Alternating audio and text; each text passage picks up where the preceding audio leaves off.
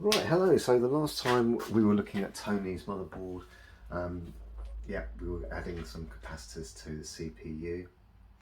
We were getting a shutdown on PS2 games and on The Last of Us.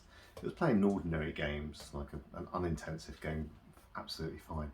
But it was shutting down on intensive games and also on PS2 games, which is a bit weird. The machine doesn't play PS2 games, by the way, but because we have custom firmware on there, we can use PS2 classics to actually play the games. Yeah, so that's another story. We'll get into that a little bit later. It was shutting down nonetheless, so we have a problem. I actually was going down the road of GPU failure. I did notice on this board, we'll look at it in a minute, that it does in fact have a 65 nanometer GPU. Now, these can fail, we think. We think that there was some made in production whilst Bumpgate was still going on, and then they sorted it out maybe midway through. This is what Felix was saying. So yeah, I was leading myself to believe that maybe we have a problem here. Maybe there's an issue with the graphics chip. That's not the case, by the way, and we're going to have a look at the motherboard now, so I'm just going to bring you around to it. So let's just go around to here. Right.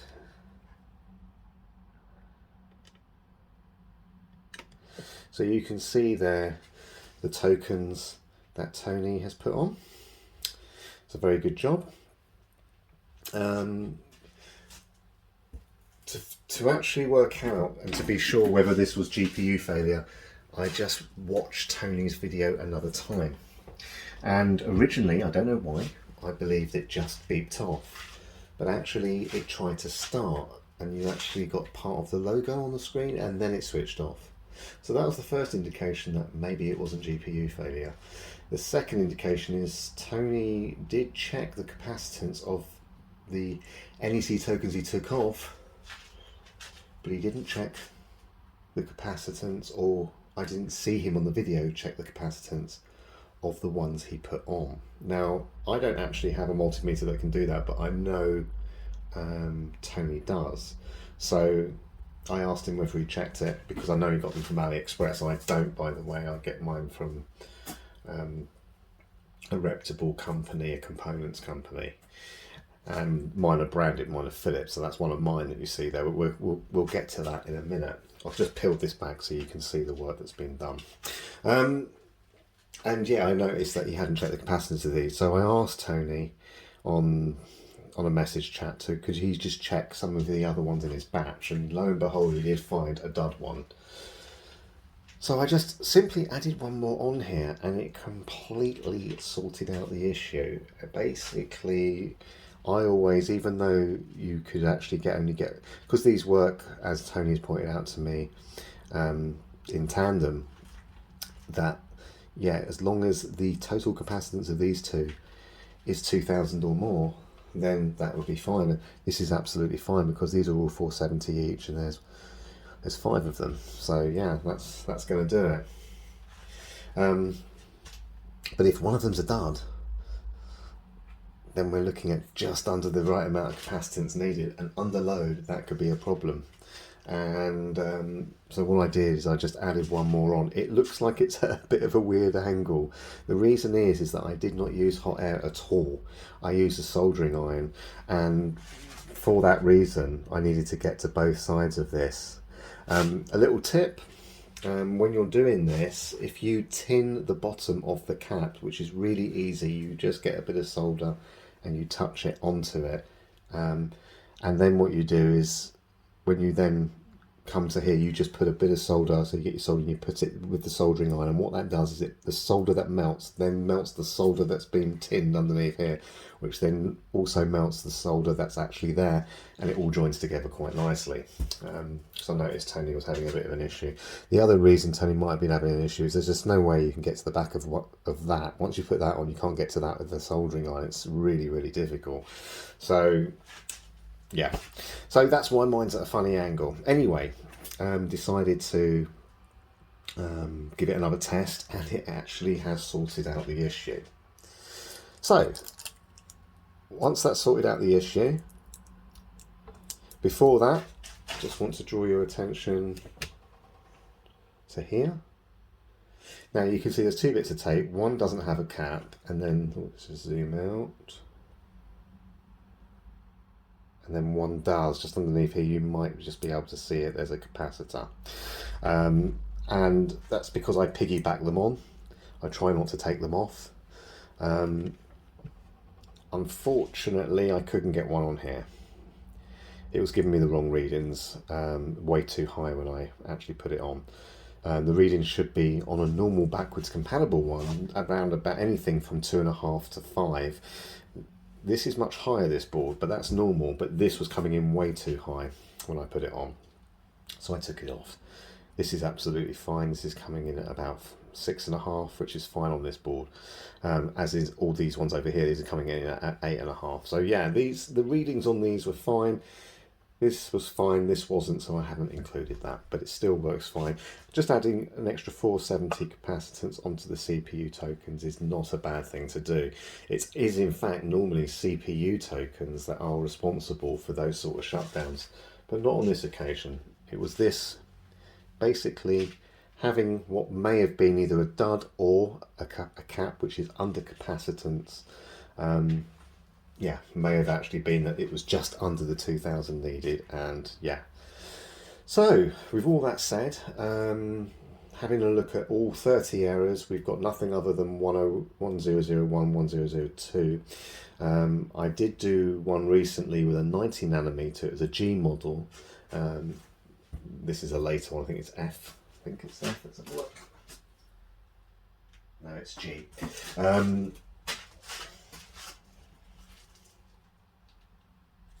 No, it's not. This is K.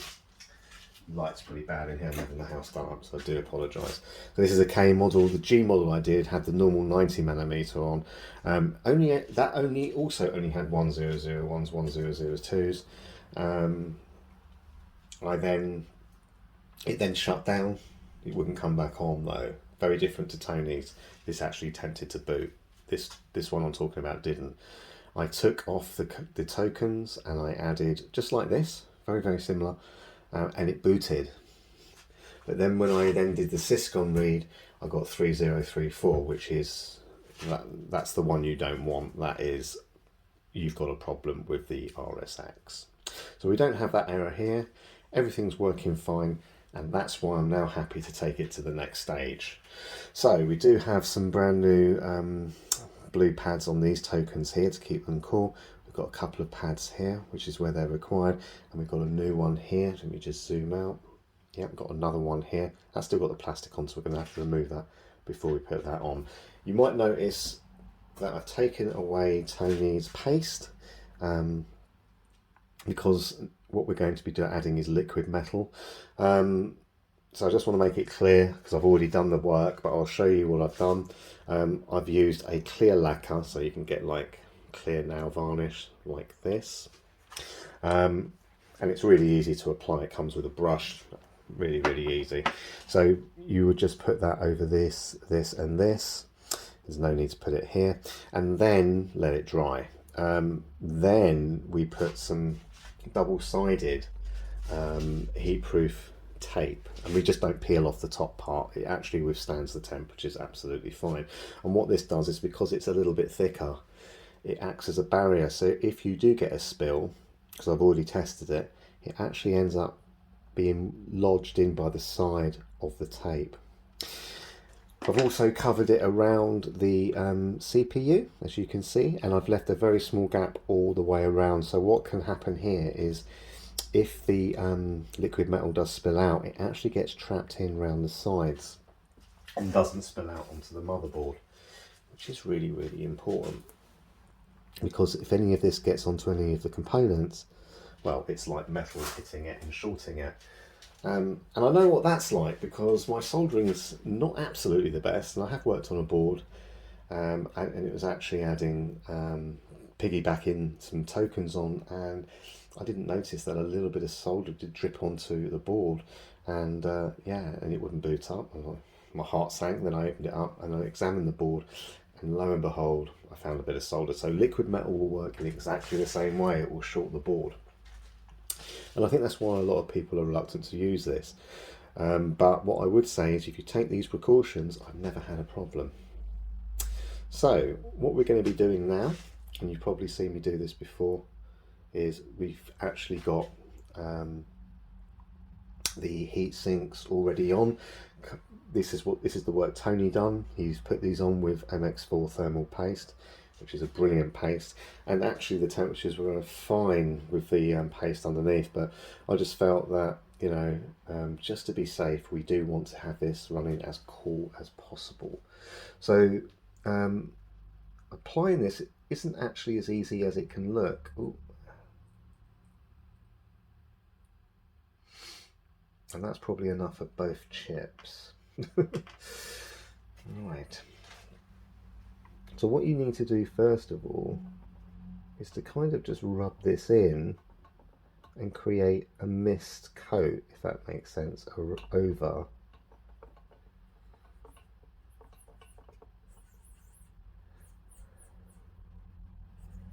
So you just rub this, make a little mist coat.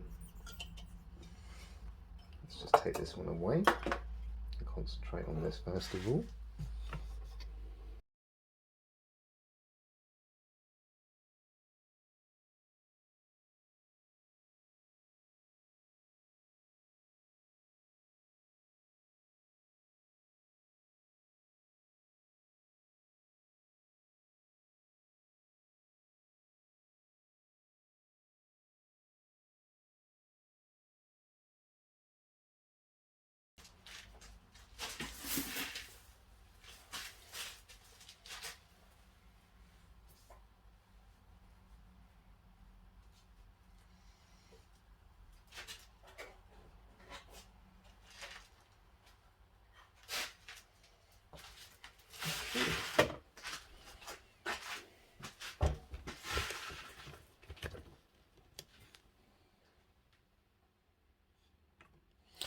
Right, so we are celebrating the fact that Tony did his first successful D-lid by putting this into a customised white case.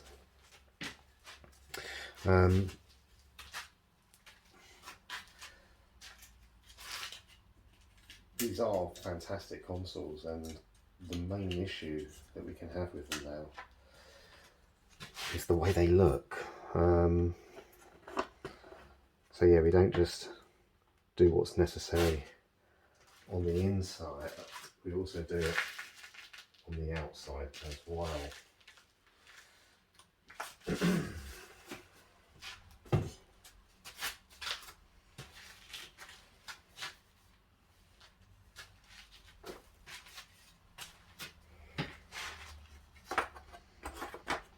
So I think I might have done that wrong.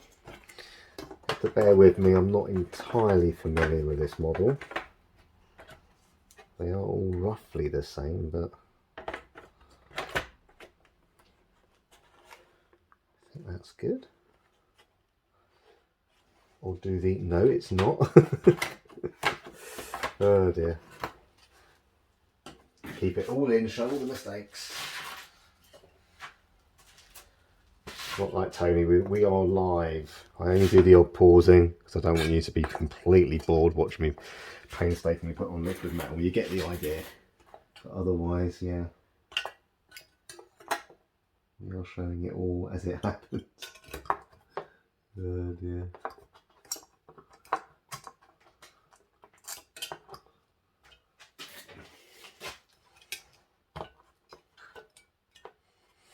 Right, so that goes there. Then we pop that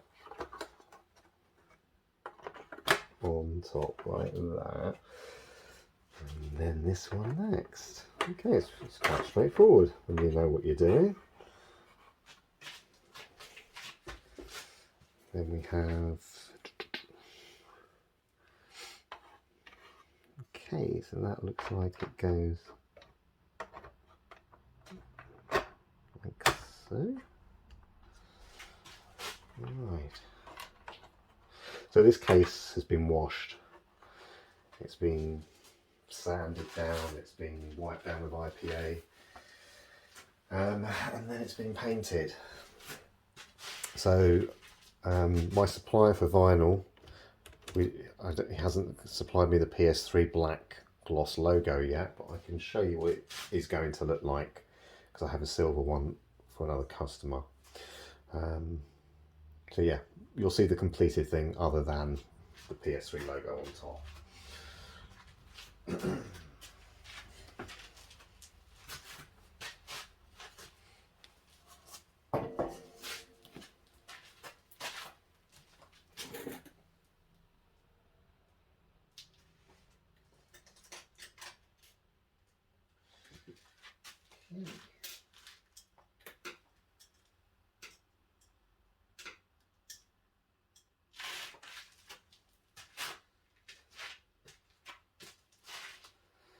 So there are a couple of things Tony was talking about in his repair video, and yeah, he also talks about the drive. We do have a bit of a squeaky drive, and I was thankful he could get it going without the tray mechanism being there, so you just got the disc spinning. And yeah, it does show that somewhere something's rubbing. Now, I've lubricated it and done everything I can, and that doesn't sort it. So the only thing that's going to work is a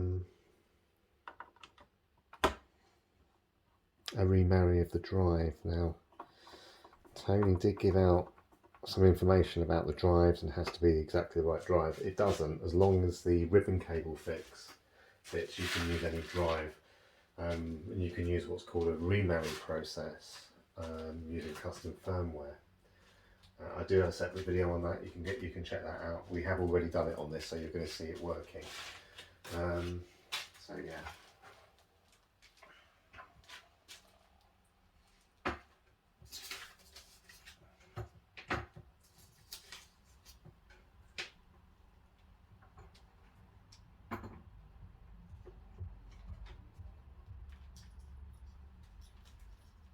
Okay, so I may have.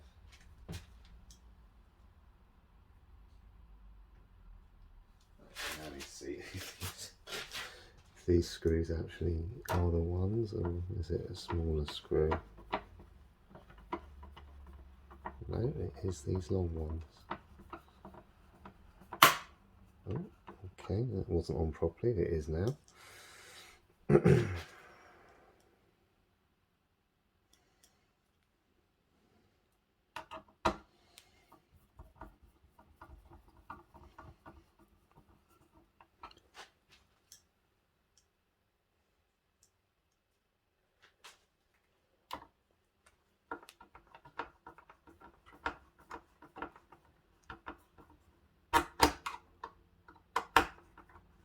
These certainly fit anyway. They do hold it in.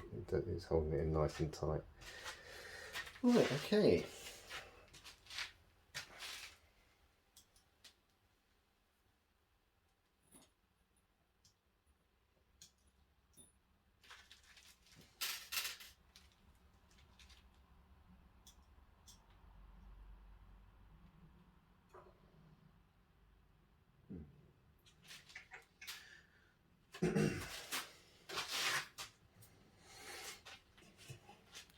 So yeah, just so I can double check that all the screws are in. That all looks good.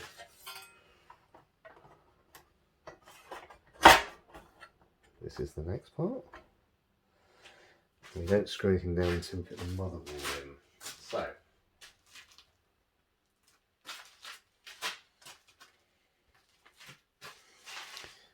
at this point we will now take off the plastic for this.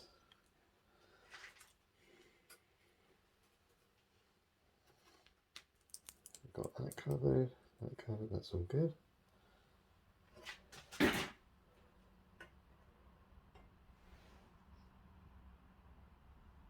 That's just a bit of a solder on there that Tony left behind when he put on the Cisco, when he was checking the Cisco read.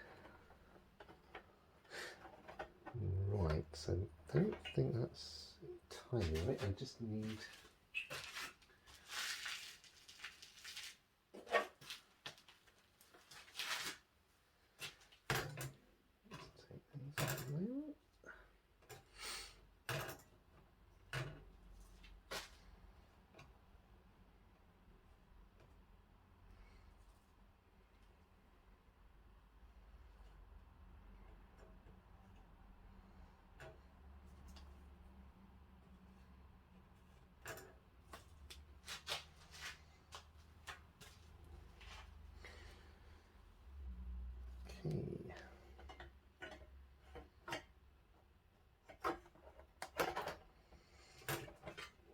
This just go on top.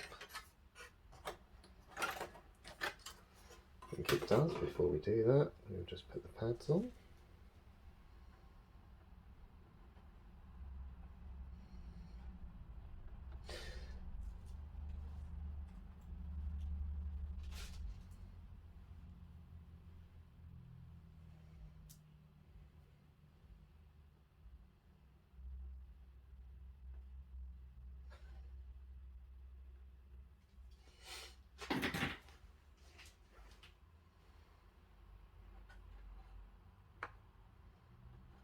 Now I've checked, these all actually do make good contact with the sachet. They will be doing a good job.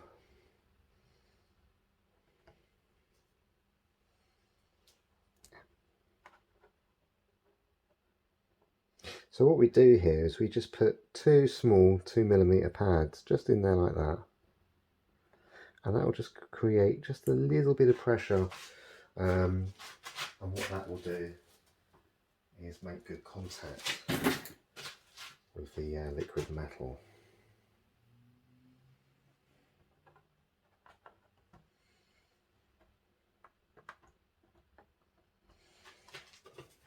We have all those on. We can now move forward, put this part on next.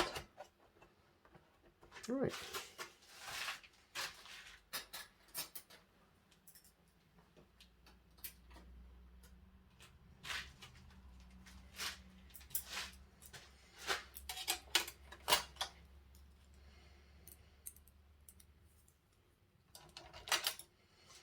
So a lot of people say, so you put caps on it, the time you spent on it. I mean, you've already seen how long Tony spent on it.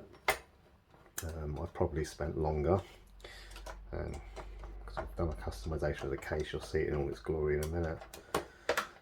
People go, oh, it's not worth it. But the people I sell to, I go for gamers that want these type of consoles in their collection. So yeah, I sell them for a little bit more, but then the collectors appreciate the work that's gone into it. I also give them all the evidence that the work's been done. So I do a little YouTube video for them, especially with all the controversy going around with certain companies in America don't seeming to be refurbishing their consoles.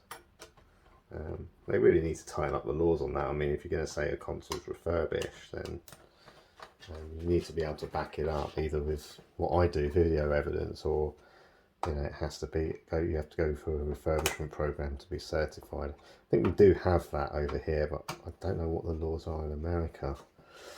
So yeah.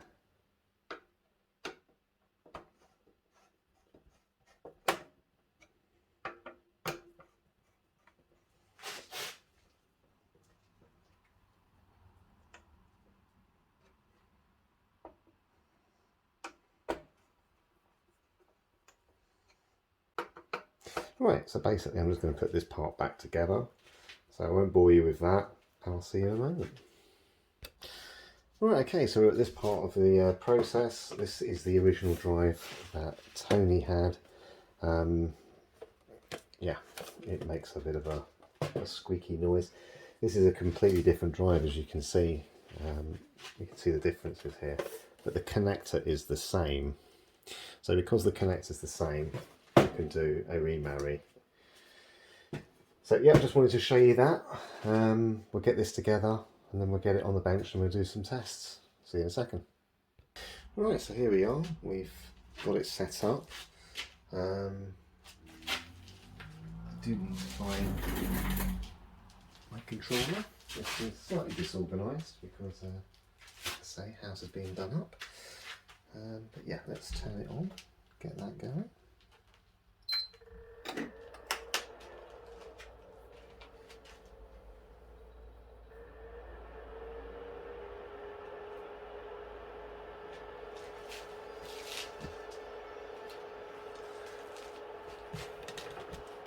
That's great, we've got everything on the go there. It's all working. That's all it's done.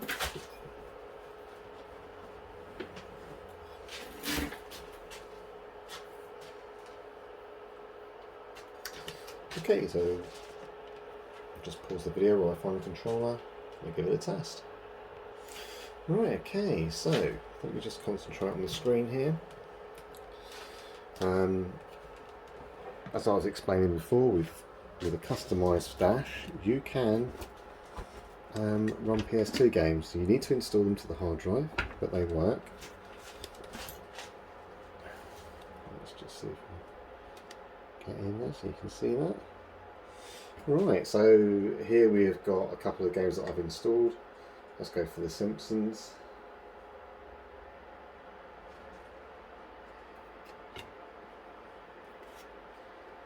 Pancake up, that's good. I think we can see those temps, they're pretty low, aren't they? I mean, we have only just switched it on, but still, those are great temps for this system.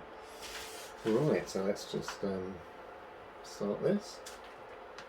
Now, before it would turn off, I think you saw that in part 1 of the video.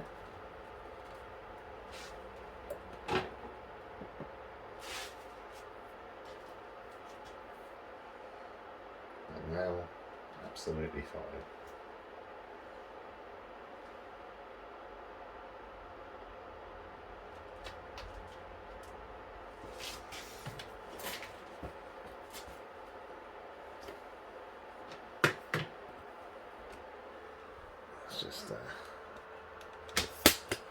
It's just going to get in on the screen for you, so bear with me, back in a moment.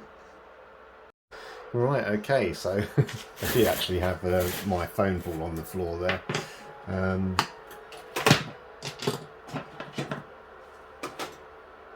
So this isn't another part of the video, but what I'll do is I'll string these two bits together so it will seem flawless.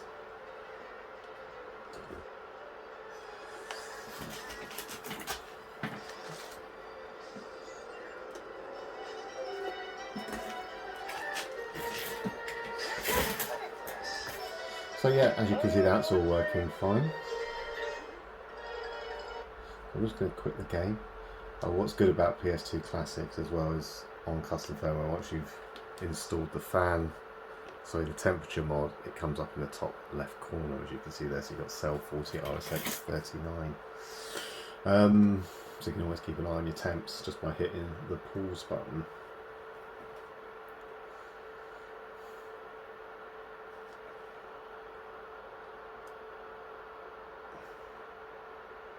Trying to stop my phone from autofocusing. Take it off, take the light off now because it's just going to hit the screen. Okay, so yeah, that's the first part of the test. I'm going to run another one as well, PS2 game, just try Grand Theft Auto.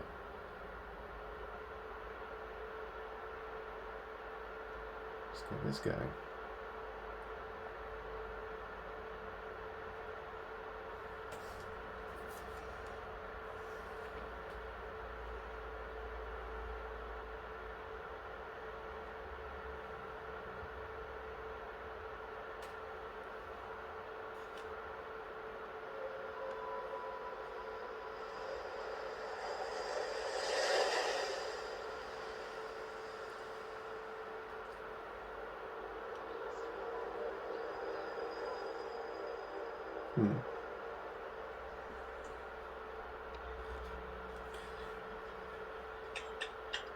Right.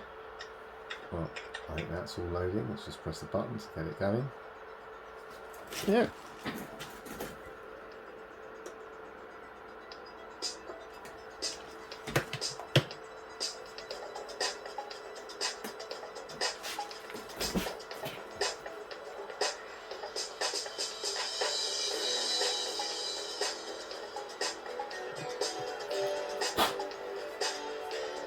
All good. I'm happy with that. I mean, it wouldn't even start before, as you saw before, it just beeped straight off. The next thing we're going to do is the drive. Now remember what this sounded like. So obviously this isn't the same drive as Tony's one is here. We're going to keep that because the laser on that's still going to be good, you know. What we need to do is just pop this disc in.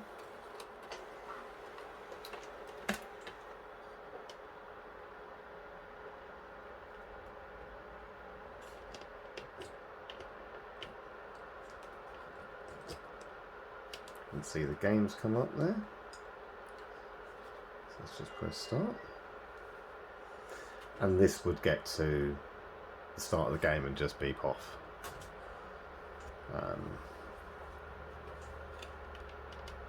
But yeah, it's going to be interesting to see what the temperatures are now. We've got liquid metal.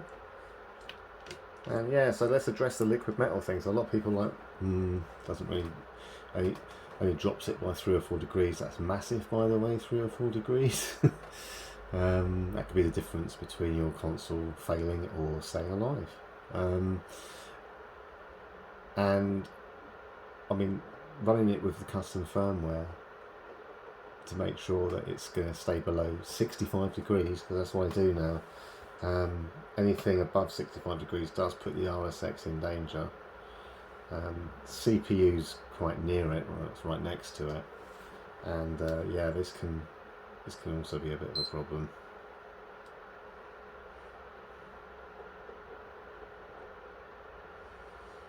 Because if the CPU heats up, it's right next to the OS up there, it makes that hotter. Yeah, the whole thing's just not great.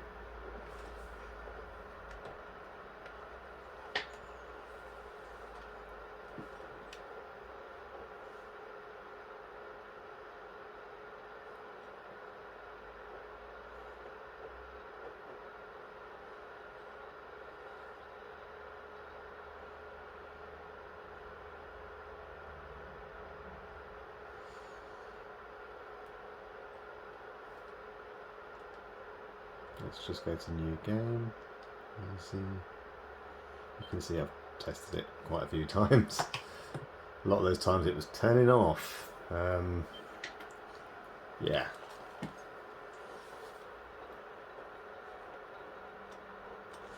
So definitely, if you're going to go to the effort of, you know, reading the syscon, taking the tokens off, putting new caps on, definitely read. Don't assume that your caps are good. If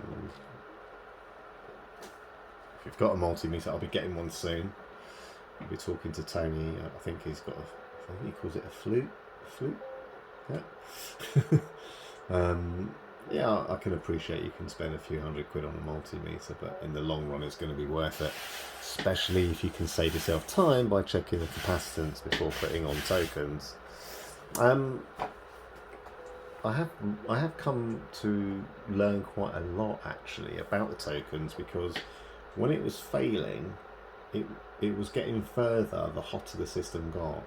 So it looks like heat does revive the capacitors, whether it be NEC tokens or titanium capacitors for that matter. Or maybe it was just that it was heating the NEC tokens, and that was bringing those back to full capacitance, which helped the titanium capacitors to work. Because when it was cold it just wouldn't work at all. When it was warm it would work a bit better. When it was hot it would work mostly okay but still fail. And that's not great. You don't want your console getting hot just to work, because that's going to eventually kill the console from overheating. So that might account for why when Tony did read the capacitance of the NEC token after he took it off, that it was near enough full capacitance, but he blasted it with a lot of heat to take it off, and that might have actually generated it back to life. Let's just skip the movie and go straight into the game.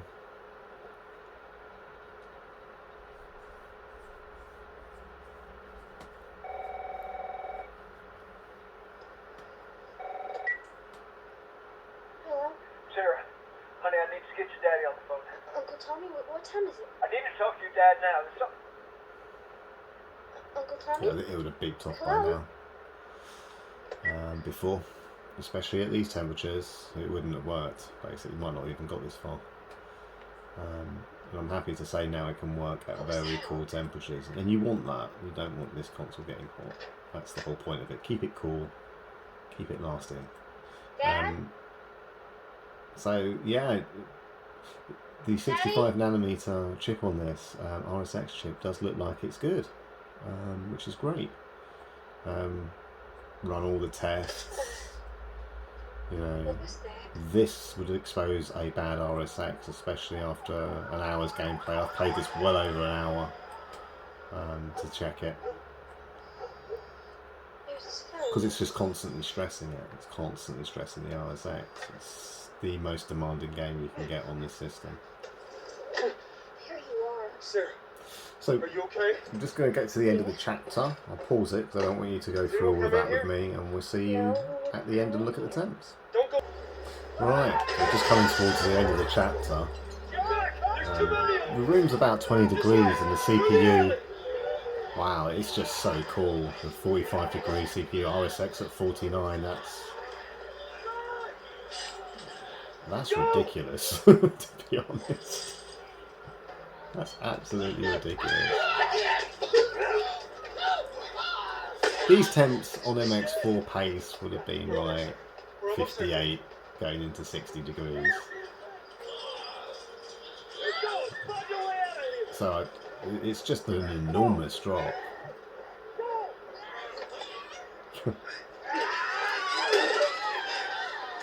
%32 fan speed. So yeah, that's what I recommend as a minimum. Keep it under 65. You can see there it's just max 65 degrees. This is running the most intensive game, and it's not breaking a sweat. Look, I mean, 45 and 49 degrees. That's good.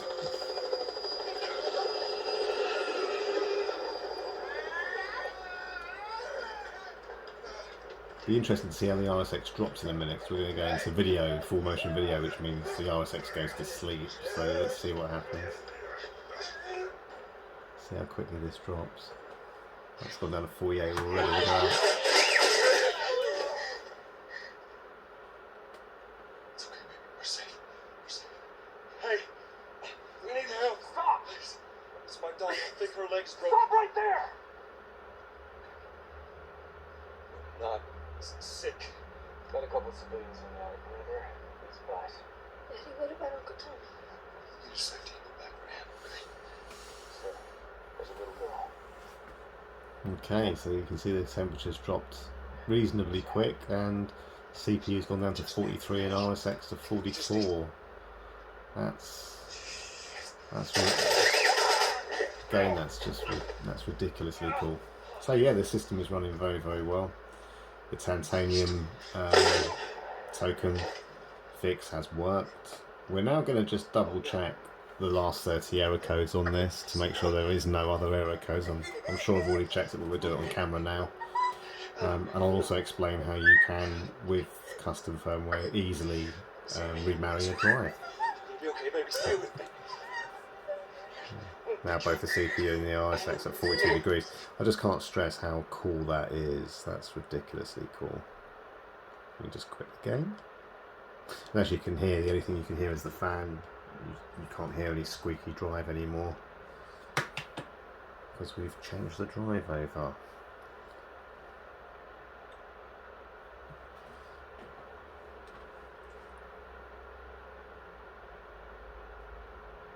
So the first thing we're going to do is just install a package. get the right USB. That would help, wouldn't it?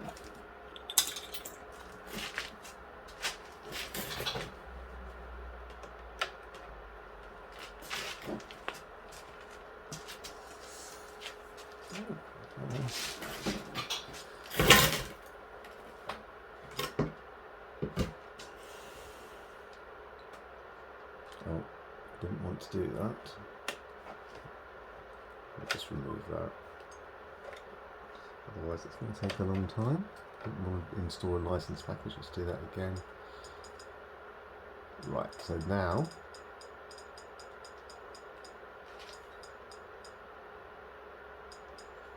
content menu. So this is called Advanced PS3 Tools, I believe. PS3 Advanced Tools. PS3 Advanced Tools, we're just going to run this.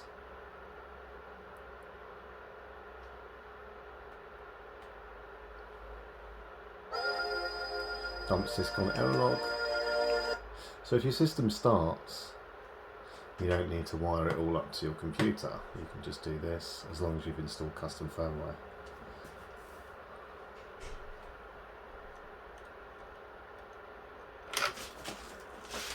Right.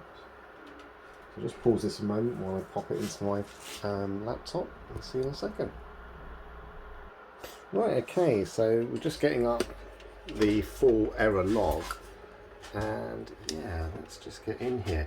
What's interesting, so the 2022s is when it was basically powering down, not playing the PS2 games. Let's have a look at that. So 2022, that's going to be something to do with power. DVE error. Multi-AV controller. Yeah, so basically what's happening is because it's going into emulation mode, it's changing the output, and at that point it's changing the output, it's failing because of the NEC tokens. But what's really interesting is that the NEC token failure is backed up with error code 3033003, because when you look that up as well,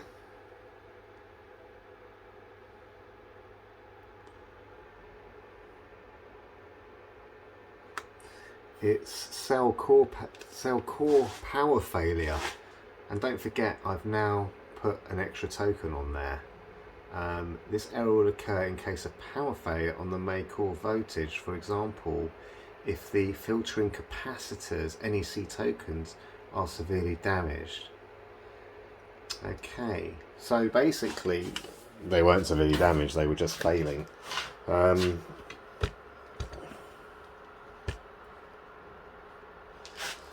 So yes, the 2022 is when it's changing the output going into PS2 mode and then failing because of the NEC tokens, and then the 3003 is cell core power failure NEC tokens, and it was then failing before that, which we can't see the error codes. So I'm guessing 100, we're getting 1002. Which is the RSX tokens. So he replaced them, but obviously one of them seems to be a dud, so I've added one and that's sorted everything out. And I've also piggybacked 1470 UF, and that's sorted that out as well. So we're just getting absolutely a superb running system now, and it's been diagnosed properly. The fact that these can play PS2 games as well, we'll talk about that a little bit more in a minute. But what I'm now going to do is just fully assemble it so you can see it in all its white glory, and yeah, and then we'll just talk about the final bits of it, and then we'll be done. See you in a moment. Right, okay, so as you can see, it's completely white. We are going to have a PS3 logo on here. I just haven't had it through from the person I'm buying it from yet. I can show you what it's going to look like.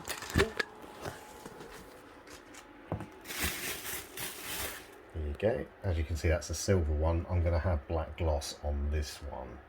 It's predominantly white, and the silver would kind of get lost, but a nice popping black gloss on there will look great.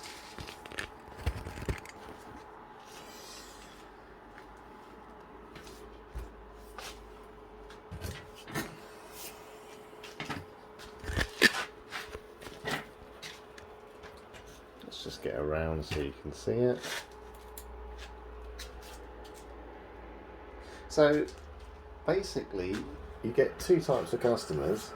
You get the ones that want the collectible backwards compatible console, which is fine, and they want to keep it. They won't use it much because they understand that it is fragile, but I refurbish it, and you know, if they want to use it, I've had people using them to their heart's content, especially when I've applied liquid metal, like I have to this one.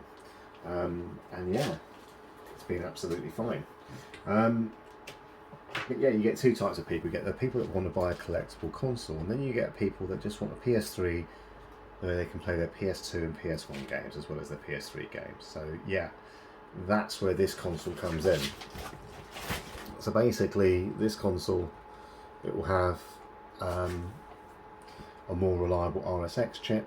It's more for the heavy gamer. The tokens have now been sorted, so that's absolutely fine, so nothing to worry about there. It's been completely cleaned out, refurbished.